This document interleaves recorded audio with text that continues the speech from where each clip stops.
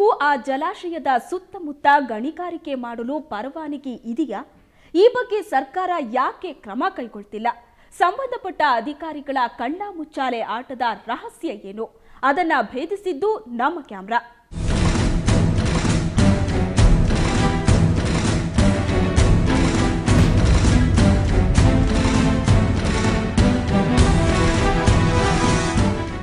ಬೆಂಗಳೂರಿಗೆ ನೀರುಣಿಸುತ್ತಿರೋ ತಿಪ್ಪಗೊಂಡನಹಳ್ಳಿ ಜಲಾಶಯ ಮಾತ್ರವಲ್ಲ, ಪಕ್ಕದ ಮಂಚನಬೆಲೆ ಜಲಾಶಯಕ್ಕೂ ಕೂಡ ಅಕ್ರಮ ಗಣಿಗಾರಿಕೆಯ ಬಿಸಿ ತಟ್ಟಿದೆ. ಮಾಗಡಿ, ರಾಮನಗರದ ಜನರು ಮಂಚನಬೆಲೆಯ ನೀರನ್ನು ಅವಲಂಬಿಸಿ ಬದುಕುತ್ತಿದ್ದಾರೆ. ಇವೆಲ್ಲ ಗೊತ್ತಿದ್ದೆ ಆಗಾಗ ನಾಮಕಾವಸ್ಥೆ ವಿಸಿಟ್ ಕೊಡೋ ಅಧಿಕಾರಿಗಳು ರೈತರ ಸಂಕಟಕ್ಕೆ ಡೋಂಟ್ ಕೇರ್ ಅಂತಾರೆ. ಈಗ ಎಲ್ಲ ಬಂಡೆನೂ ಮುಚ್ಕೊಂಡು ಹಳ್ಳನ ಮುಚ್ಚೋಗ್ಬಿಟ್ಟು ಅದಕ್ಕೆಲ್ಲ ಕಶ್ಮಲ ಹೋದರೆ ರಾಮನಗರದವರೆಲ್ಲ ಸಿಟಿ ನೀರು ಕುಡಿತಾರೆ. ಮೆಣಸಿನಬೆಲೆ ನೀರು, ಮಾಗಡಿ ನೀರು ಕುಡಿತಾರೆ. ಅವ್ರಿಗೆಲ್ಲ ಮತ್ತೆ ವಿಷದ ನೀರೇ ಕುಡಿಸ್ಬೇಕು ನಾವು. ಈಗ ನಮ್ಮೂರಲ್ಲಿ ಹರಿಯೋ ನೀರು, ಬಂಡೆ ವಿಷದ ನೀರು, ಡೈನಮೆಂಟ್ ನೀರು ಎಲ್ಲ ಹೋಗೋದು ಮೆಣಸಿನಬೆಲೆಗೆ. ರಾಮನಗರ ಸಿಟಿಯವ್ರು ಕುಡಿಯೋದು ವಿಷದ ನೀರೇ, ಇತ್ತ ಮಾಗಡಿ ಸಿಟಿಯವ್ರು ಕುಡಿಯೋದು ವಿಷದ ನೀರೇ. ನಂಬರ್ 1.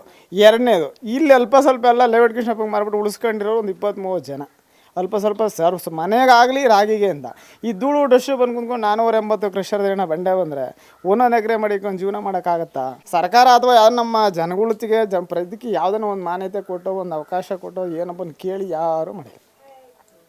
ಬರ್ತಾರೆ ಇನ್ಸ್ಪೆಕ್ಷನ್ನು, ಬಂಡೆ ಮಾಲೀಕರ್ತ ಚಂದ ಕುಂತ್ಕೊಂತಾರೆ, ಬರ್ಕೋ ಸೈನ್ ಹಾಕೋ ಎದೋಗು.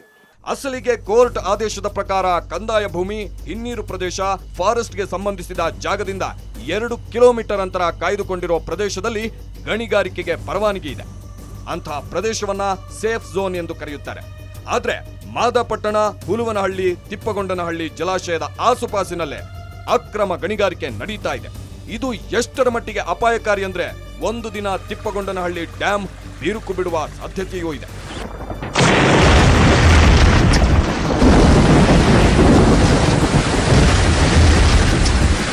ಜಲಾನಯನ ಪ್ರದೇಶದಲ್ಲಿ ಅಳವಡಿಸಿರೋ ಸ್ಪೀಡೋಮೀಟರ್ ಈ ಅನಾಹುತಕಾರಿ ಮಾಹಿತಿಯನ್ನ ಹೊರಗಿಡವಿದೆ.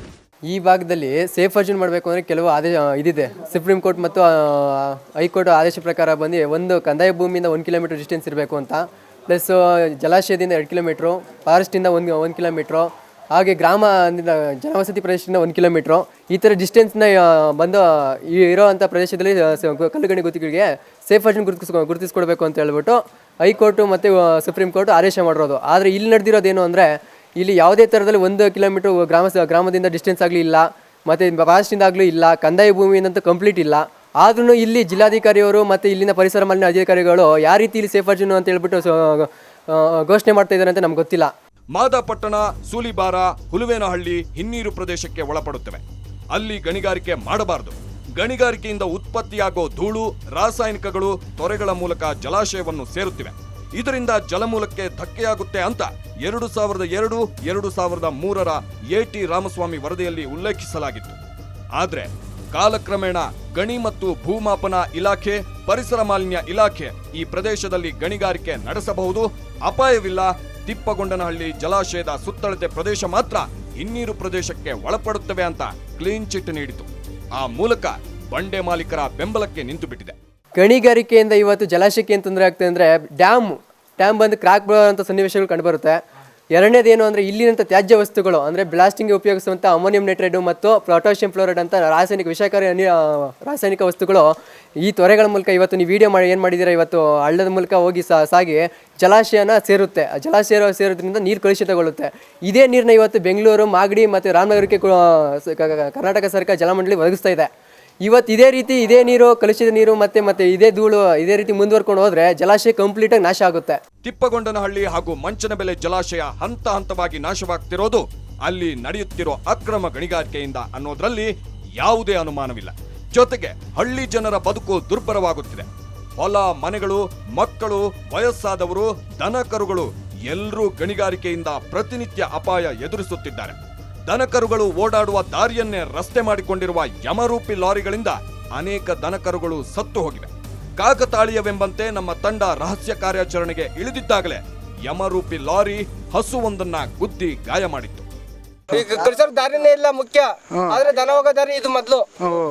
ಇದು 7 ಅಡಿ ಮಾತ್ರ ದಾರಿ ಫುಲ್ ದಾರಿ ಎಲ್ಲ ಒತ್ತಿಸ್ಕೊಂಬಂದು ನಮ್ ದಾರಿಗೆ ದಾರಿ ಬೇಕು ಅಂತ ಹೇಳ್ಬಿಟ್ಟು ಇದು ಯಾರು ಇಲ್ಲ ಅಂದ್ರೆ ಅನಾಥ್ರಿ ಇದು ನಾವು ಅಷ್ಟೇನೆ ಹೋಯ್ತಾ ಇದ್ದೀವಿ ಹೊಡ್ಕೊಂಡ್ರೆ ಅನಾಥ್ರಿ ಹೆಣ ಆದಂಗೆ ಇವಾಗ ದನನು ಅನಾಥ್ರಿ ಹೆಣ ಆಗದೆ ಯಾರೋ ಹೊಡ್ಕೊಂಡ್ರೆ ಯಾರು ಗೊತ್ತಿರ್ತದೆ ಹೊಡ್ಕೊಂಡೋದ್ರು ಸಿಕ್ಕೇ ಇಲ್ಲ ಬಂಡೇರೆ ಇವಾಗ ಖರ್ಚರೇ ಹೊಣೆ ಇವಾಗ ಖರ್ಚರ್ ಲಾರಿಗಳಿರುವ ಜಲ್ಲಿ ತುಂಬ್ಕೊಂಡು ಹೋಗೋದು ಬೇರೆ ಬರ್ತಾರ ಇವಾಗ ಮೇನ್ ರೋಡ್ ಗಾಡಿಗಳನ್ನ ಹಿಡ್ಕೊಳಕಾಯ್ತದ ಇವಾಗ ಖರ್ಚರೇ ಹೊಣೆ ಆಗಿರೋದು ಕಾಣದ ಕೈಗಳ ಧನದಾಹಕ್ಕೆ ಮಾಗಡಿ ರಾಮನಗರ ಬೆಂಗಳೂರಿನ ಜನರಿಗೆ ಅಮೃತ ಉಣಿಸುತ್ತಿರುವ ಮಂಚನಬೆಲೆ ಹಾಗೂ ತಿಪ್ಪಗೊಂಡನಹಳ್ಳಿ ಜಲಾಶಯದ ನೀರು ಬತ್ತಿ ಹೋಗುತ್ತಿದೆ.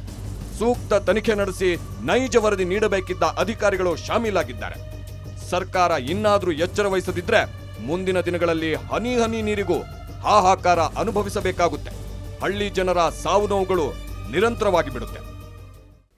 ಈ ಸಮಸ್ಯೆ ಸರ್ಕಾರದ ದಿಟ್ಟ ನಿರ್ಧಾರದಿಂದ ಮಾತ್ರ ಬಗೆಹರಿಯುತ್ತೆ. ಇಲ್ಲವೆಂದ್ರೆ ಒಂದಲ್ಲ ಒಂದಿನ ಡ್ಯಾಂ ಮತ್ತು ಅದರ ಸುತ್ತಮುತ್ತ ಇರೋ ಜನರ ಜೀವಕ್ಕೂ ಅಪಾಯ. ಇದು ಈ ಹೊತ್ತಿನ ಸುವರ್ಣ ಫೋಕಸ್ ವಿಶೇಷ. ನೇರ, ದಿಟ್ಟ, ನಿರಂತರ ಸುದ್ದಿಗಾಗಿ ನೋಡ್ತಾ ಇರಿ ಸುವರ್ಣ ನ್ಯೂಸ್.